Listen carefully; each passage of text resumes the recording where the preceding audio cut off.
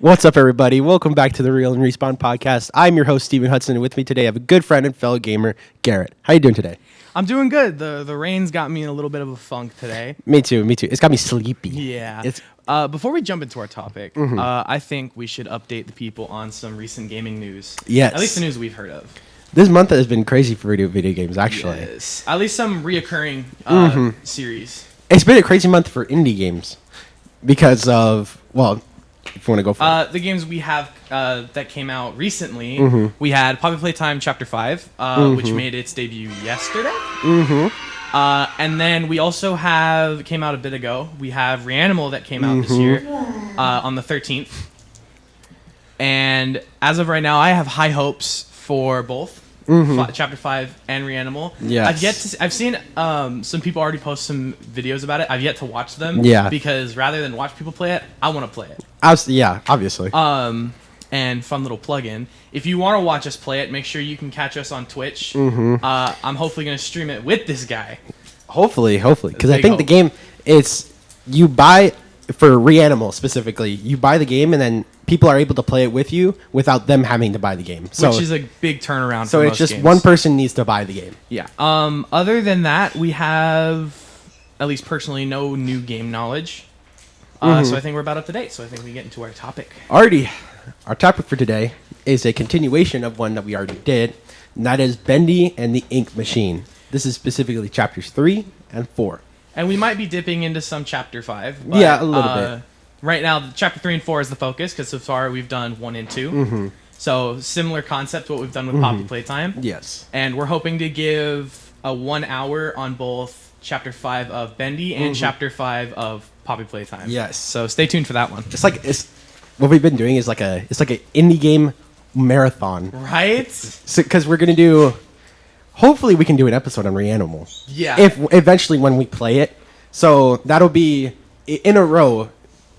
Poppy Playtime, Bendy and the Ink Machine, and then Reanimal. And one thing, if you have any movie recommendations, let us know and then we might do a podcast on them. Yes, please. So let's get started with chapter 3. All right. Now, I always love to talk about this first. I always like to dive, because it's a very important aspect to me for a video game. Because if it's not pretty, I don't want to play it. I want to get into the atmosphere.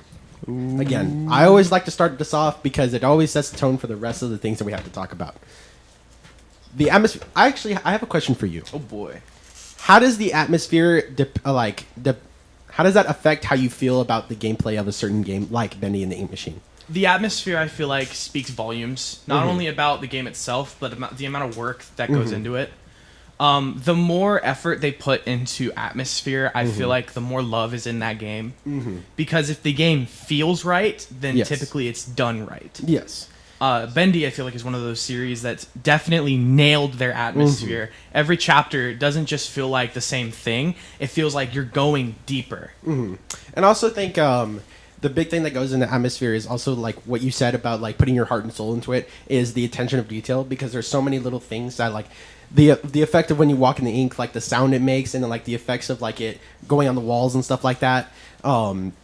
It's very interesting because you're able to see the work and time that was put into this video game, and it makes it a lot more fun to play. There are like a lot of areas where they really didn't have to put so much. Yeah. Like the ink seeping through the walls, the piping moving a bit. That all wasn't entirely necessary for the game, but adding it definitely made it feel like it felt hard worked. It felt a lot of like effort was put into this. And a lot of the times when you're building a great atmosphere that's able to kind of like set the tone for how the game feels, just like gameplay wise in general, like the horror elements, all that kind of stuff. The sometimes even the puzzles, the just being in awe of what you're seeing kind of thing, really goes.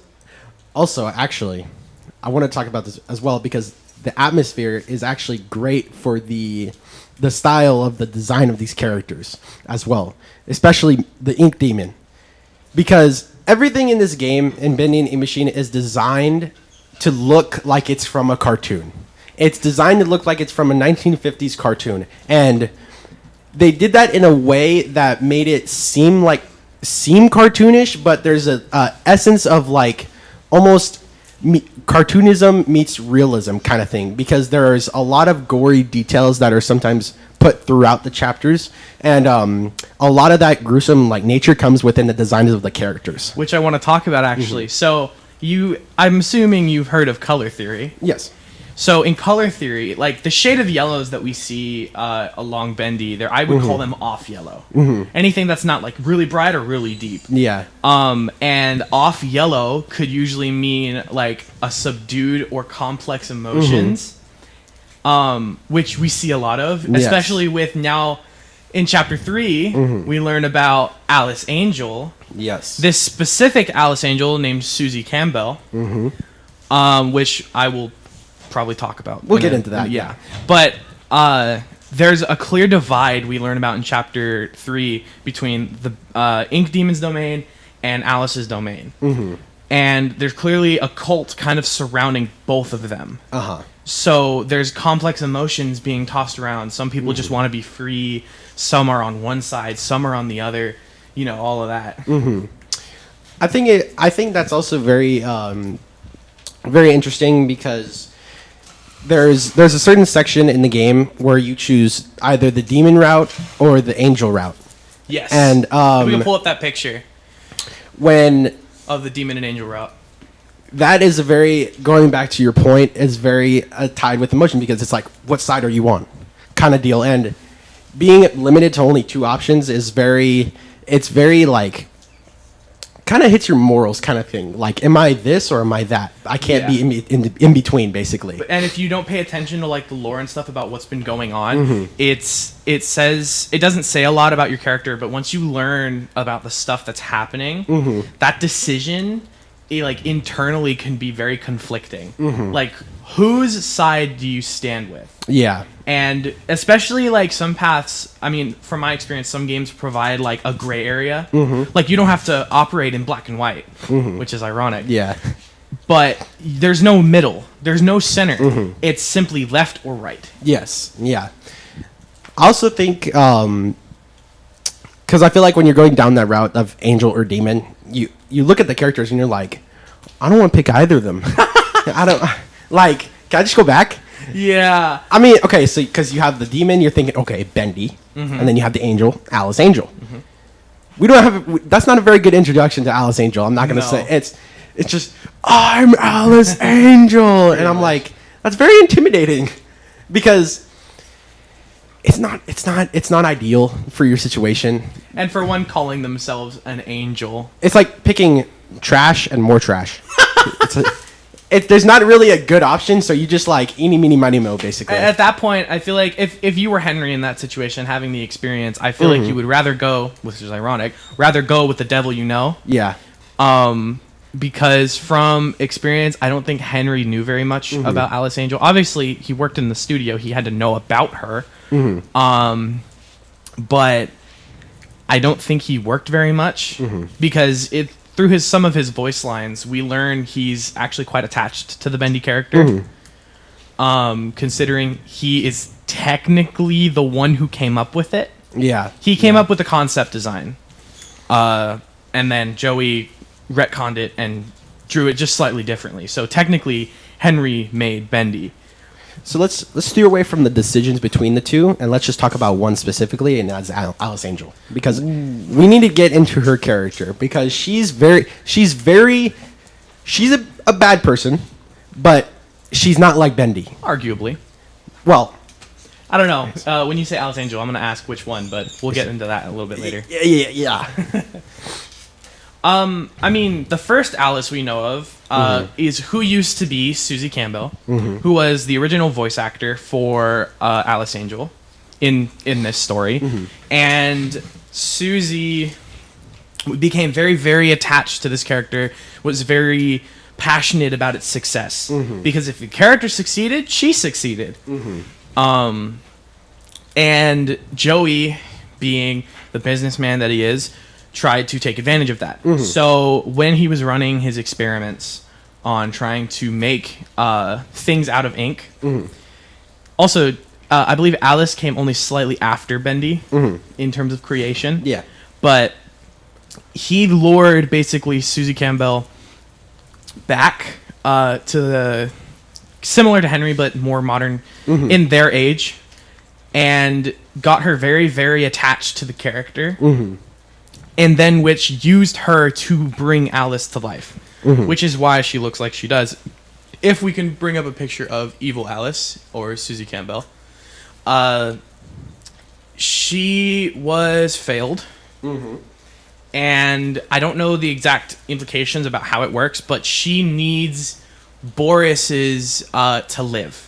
Not really live, but trying to make herself beautiful again. That's why only half of her face is. Yes, that's why half of her face looks like it was like melted off, like Two-Face, and then the other it looks just fine.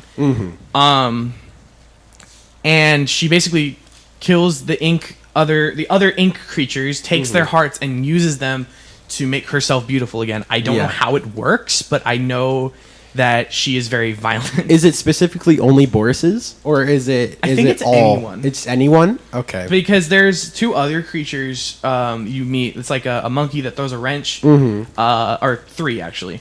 A fisherman with his head on a fishing pole, and then a spider. Yeah.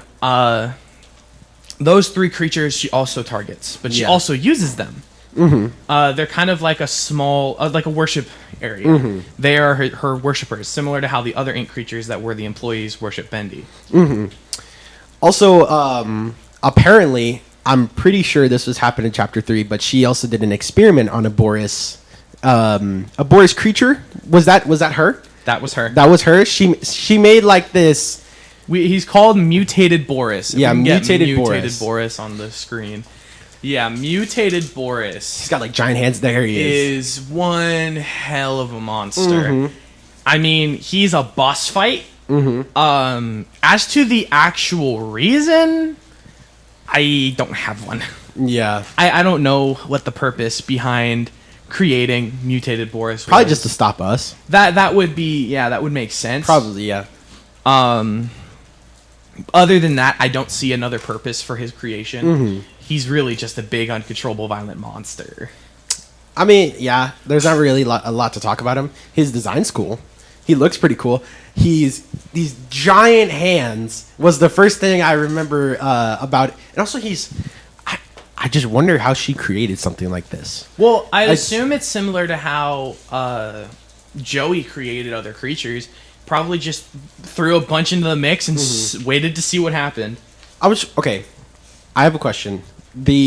All the people that are ink monsters, basically, are they did they go into the ink for some reason and then they came out as ink monsters, or was it the ink demon that transformed them while they were in the ink? Okay, so I did some research on this. So the rituals that you find around the first 3 chapters, they were the testing phases. Bendy came after that. Oh, okay. So all of the ink creatures we see was Joey messing with things he didn't understand and then trying to use that to his advantage. Every creature you face was once an employee. The conscious ink creatures, the non-ones, the little guys that you fight, they were all once people, just like the Boris that we lose that turns into Mutated Boris. Yeah, that Boris, he's called Buddy Boris, was actually someone known as Daniel Buddy Lewick, who joined it as I think he was just another employee. But they all were people at one point.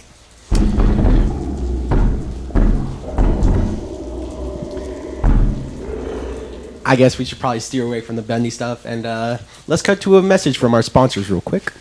So, Steven, I think a big part of being an online gamer is definitely the security of your base. Did you just say security? Yeah, we did. Which leads us into the sponsor of our podcast, Think Security.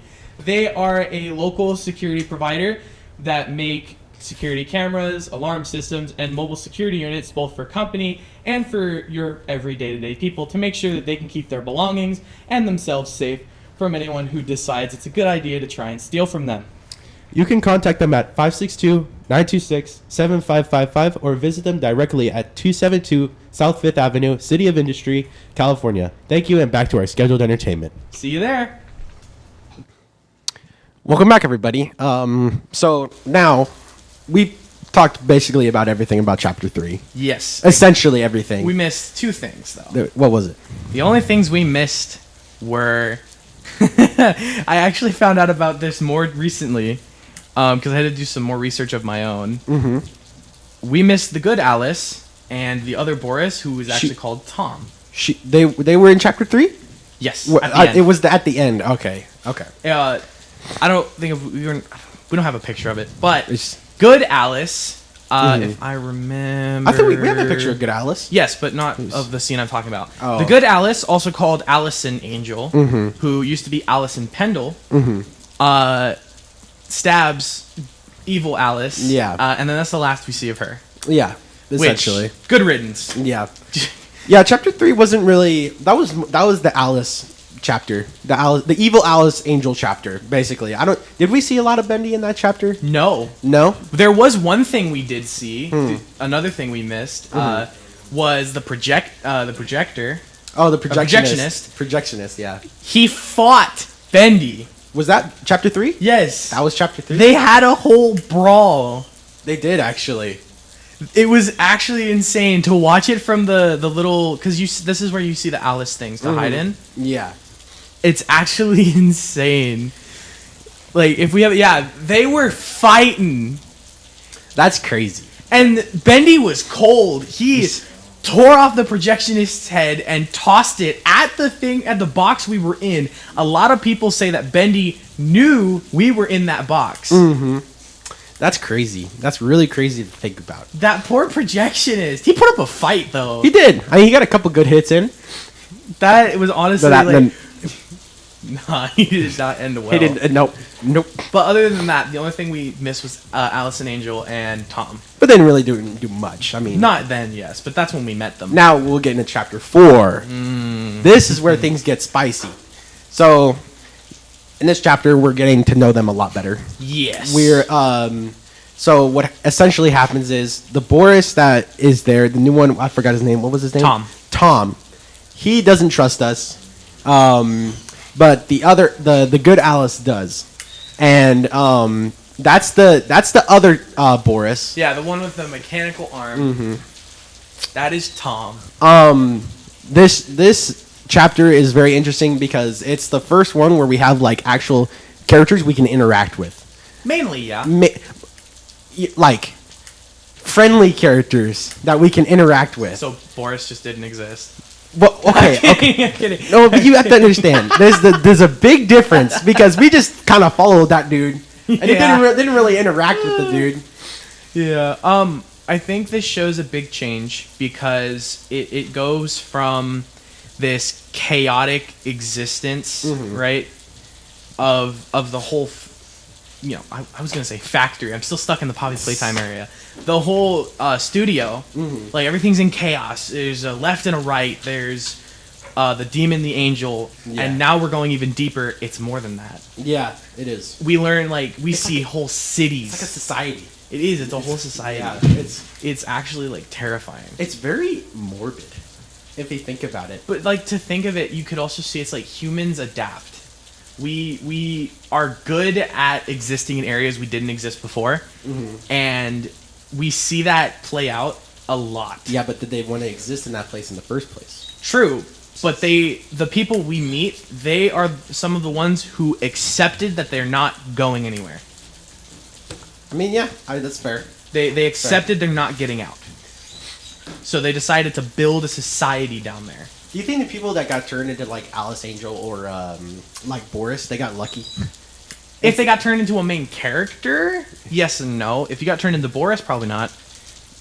I mean, well, okay, because there's other ink people that are just like wanderers. Yeah, they're just black masses. Yeah, that's just like, I would rather be like a Boris than that. But I'm just a black mass. Every Boris is completely silent, right?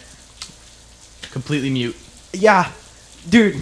I don't want to be a black mass. That, and one thing we missed in chapter 3, when you go through Alice's area, there's just this giant sea of dead Borises with their chests ripped open. I don't think that's that.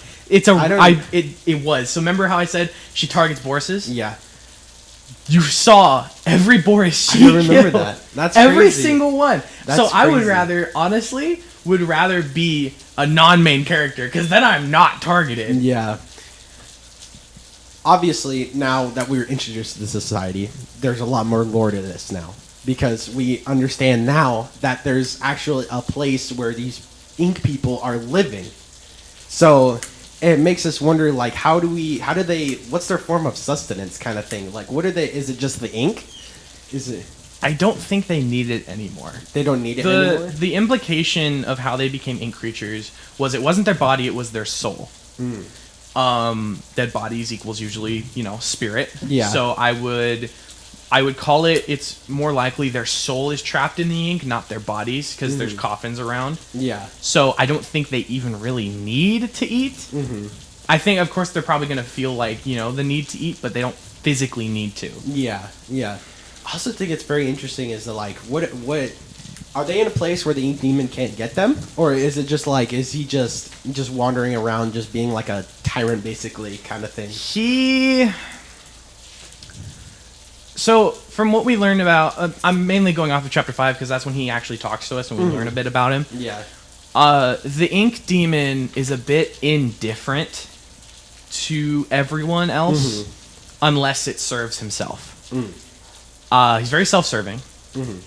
And like Bendy, I think Bendy is similarly bound to the same rules that if he touches a massive pile of ink, he will become one with it again. So, well, actually no, because he emerges from ink. He's a bit different. He is the ink, bro. Yeah, pretty much. So he is just his own thing. He doesn't really care about his followers as long as they don't. If they're doing him favors, who cares? Did I remember I tried to clarify this, but I believe the ink was transporting people before the ink demon even got there. Yes. Okay. Because the ink was part of Joey's experiments. The ink demon came after most of the people were turned into ink. Yeah. That's why it's so deep in the studio, so no one could find it. Okay. I wanted to talk a little bit about Alice and Angel and Tom when they were human. Allison and Tom were a married couple. Really? They were a couple that walked away from the studio and went and got married. They actually invited Joey, and Joey didn't show up. Wow.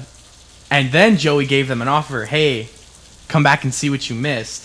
And that's when he turned them both into the things they are now. That's crazy. It's honestly insane, and it shows like the relationship that they had together. That's probably why they're together. Exactly. Yeah. Like, and understandable as to why now Allison listens to Tom when Tom says that he doesn't trust someone. So, I mean, I thought that was just like, why? Like, that's so. I feel it's kind of morbid. That's for character development purposes, probably. Yeah. Because as you go out throughout the chapter, Tom trusts you more and more, and then you eventually become friends with them, and then you guys essentially become the big three, kind of deal. Yeah. Yeah, pretty much. The like we were talking about atmosphere in chapter 3, it gets a little darker. In chapter 4, it's different. I think it's like mixed, because sometimes it's more lighter, but sometimes it's more darker. The lighter parts are when we're in the society, like the actual society. It's a lot brighter, and I'm thinking maybe that's like a symbolism for like there's actual life here, kind of like, how to explain it. Like what's inhabited and what isn't. Yeah, and the more darker areas are where Bendy will appear. That's like where mass amounts of ink are, is where Bendy is. Yeah. And I feel like it's a very good contrast between like not life and death, but like evil and innocence kind of thing. I think it's more like dark and neutral. I don't think there's a light side. Yeah. Because the difference between them and the current society they live in, they've accepted that they're not going anywhere. So they're not light. They're not trying to fight back. All they're doing is surviving. So I think it's more of dark and neutral, and then you're the light. Because then you're the one coming in and, getting rid of everything that's been causing them problems. And clearly, they don't like you either. Yeah. They're not happy with you. Yeah. And I'm pretty sure it's because they want to be you, because you're still human and they're not. You know, we haven't transformed at all yet. No. Not at all. Because you didn't go through the same process as they did. Yeah. I mean, we walked through a bunch of ink. But it takes more than that. Yeah. They literally were fully experimented on, turned from human to Yeah. ink, and then forced to stay that way. I think in chapter 4, the character of his name is Henry, right? Yes, the one The we main play as. the main character, I Yes. feel like he becomes way more. Obviously, he was very prominent throughout all the chapters, but I feel like there's this chapter he has the most dialogue and is talking the most, because I feel like this is a point in the chapter where they need, like, the people down there. Oh, well, I guess not really people. They were people, but they need some sort of resemblance or like semblance of what it was back up on the surface, kind of thing. And I feel like having him talk more is showing like there's still life that is living and breathing, and gives them kind of sense of a hope kind of deal. That's what I'm thinking. They definitely tried to find hope in the ink demon and in the angel, and clearly that hope was shattered. Because they still believe, some of them still believe that the ink demon will turn them back to humans. He won't. He doesn't care. I mean, it wasn't even him in the first place. And then some of them believed the angel would save them. She didn't. She just wanted to be beautiful again. So there's really like a massive divide. Yeah. Between the people who have lost hope and then the people who choose to have false hope. Yeah. Your role in it, I feel like, is just absolutely massive. Especially, I also think that a lot of them knew who you were because, like in the note, like last time we talked about it, there was a note that Joey sent specifically to you. He's calling you dear friend. Like, clearly, you and him were very close. So clearly, you knew a lot about what was going on. Yeah. But it's also clear that you might have left at a much earlier stage. Where was Joey during this time? Where was? I'm pretty sure he left around the financial crisis that they hit, which was roughly 1944. Because it said it's been 30 years. I don't know if that's 30 years since the studio shut down or 30 years since he left. If it's 30 years since he left, then it's a lot larger of a gap. If it's 30 years after it shut down, it's a little closer. Which implies if he was there when it shut down, he wouldn't have left.